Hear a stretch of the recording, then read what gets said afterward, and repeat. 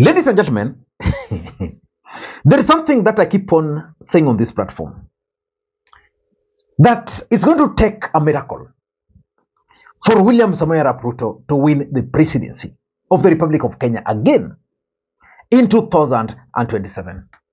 As a matter of fact, there are those who believe that William Ruto will automatically win again because he has the state machinery. But it's going to be a very tall order. And of course, miracles also happen. He can just win. But it's not going to be easy for him.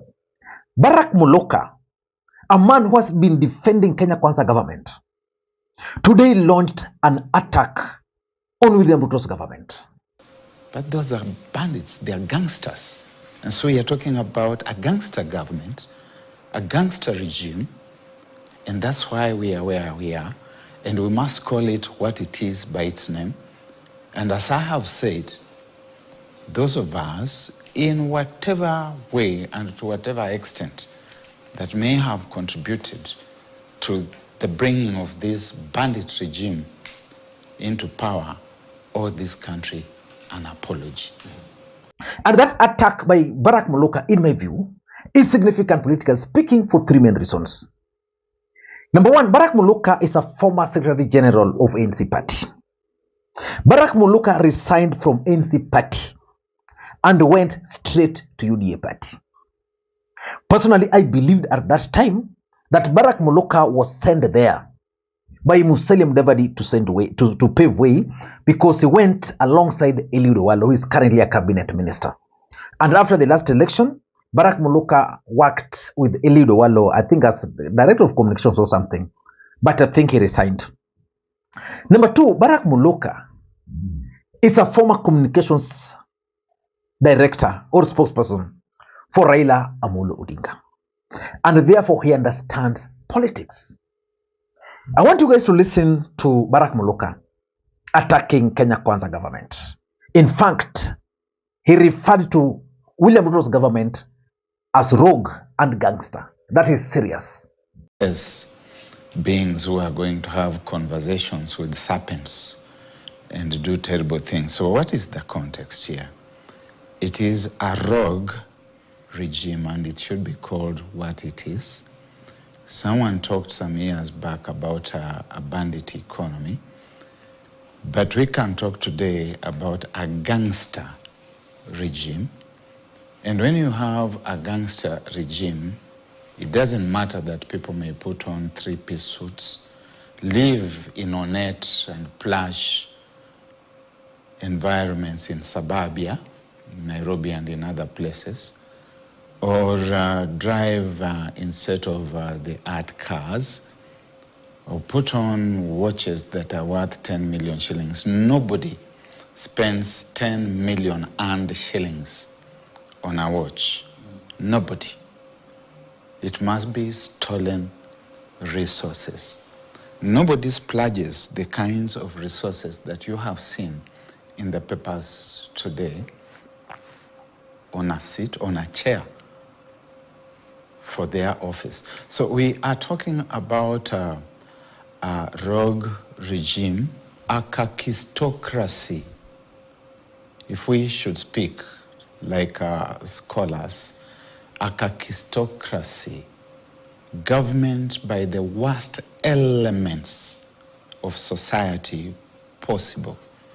And their focus is not on the welfare of the country or on the welfare of the people. They are on a splurge ego trip mission, thinking that they are leading the good life, what I have called the 10-star good life. But it is a rat race to nowhere. The clergy are saying here that you are pauperizing the country. What needs to be done is to give context to this whole thing so that we understand why it is that when somebody is selling stones to farmers out there and donkey waste blended with those stones and calling it fertilizers, and they are not arrested, I haven't heard of anybody being brought to book. It is because The entire thing is an organic system that is just functioning the way it should be.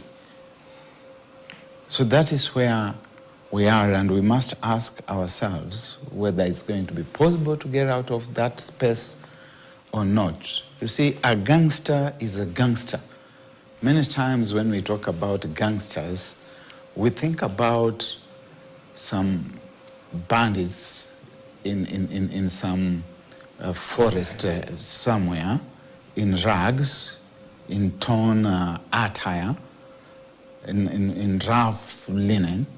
We don't think about people who look like what Amos Tutola would call complete gentlemen, who are in three-piece suits with extra pieces in their pockets, and who furnish lavish living and lifestyles. But those are bandits, they are gangsters. And so we are talking about a gangster government, a gangster regime, and that's why we are where we are. And we must call it what it is by its name. And as I have said, those of us, in whatever way and to whatever extent, that may have contributed to the bringing of this bandit regime into power, owe this country an apology. All right, they owe this country an apology. It's a new moniker from the bandit economy to a gangster. Ladies and gentlemen, what's your take on Barrack Muluka's attack on William Ruto's government? Who would have imagined that by now, someone like Barrack Muluka, who spent almost all his intellectual capacity to campaign for William Ruto, who would imagine that Barrack Muluka would today attack Kenya Kwanza the way he has done? Because just in February here, Barrack Muluka attacked Edwin Sifuna because Edwin Sifuna had claimed that William Ruto's government is not performing. So why would Barrack Muluka all of a sudden attack William Ruto's government? What can we learn from that attack? Number one, the image of Kenya Kwanza government or William Ruto's government is actually tainted. That is the fact. They now have a bad image. I was reading in the daily today that American government is spending a lot of pressure on William Ruto over corruption. That majority of American companies have actually complained that for them to win tenders, there's always demands for bribes. If you add what I read on paper today and what Barrack Muluka is telling William Ruto today, that his government is corrupt, is gangster kind of government, it means they don't have any other image. Remember, Barrack Muluka is a communications expert. So I think as far as Kenya Kwanza is concerned, they are corrupt. They've lost the narrative, which was the hustler narrative, because they were supposed to really pro-hustler, and now they're stealing even from the hustlers. So that's number one. Number two, it is also clear that those who voted for William Ruto and those who campaigned for Kenya Kwanza are actually disappointed.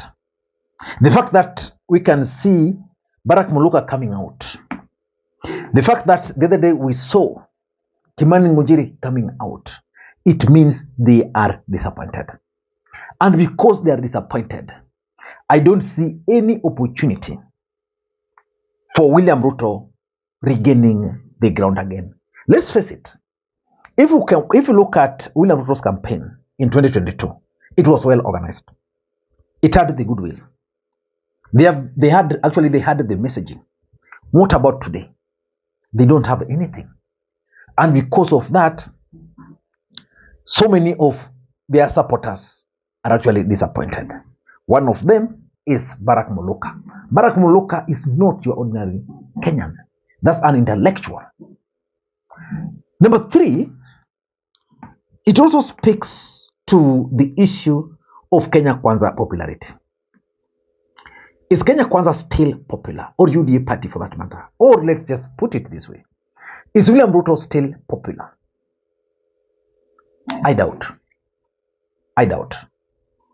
I doubt based on what I'm reading.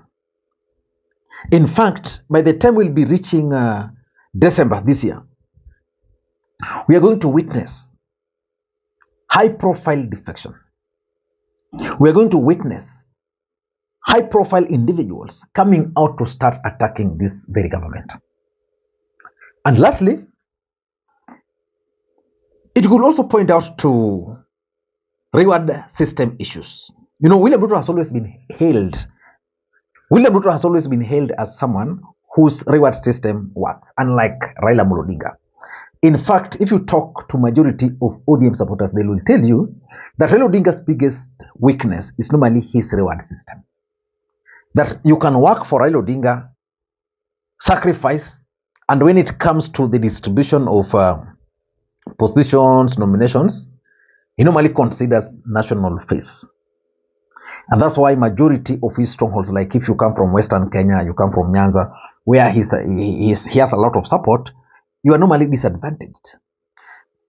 The saying has always been that for William Ruto, his reward system is okay, which nobody is disputing. But who are those beneficiaries? The reward system in William Ruto is for jokers. There is no way you can leave out someone like Barrack Muluka out, and then you appoint some people as cabinet ministers, you appoint very funny characters as cast, you appoint very funny characters to chair critical boards. You know, it doesn't make sense. And that is what Barrack Muluka is trying to remind Ruto, that your reward system is not working.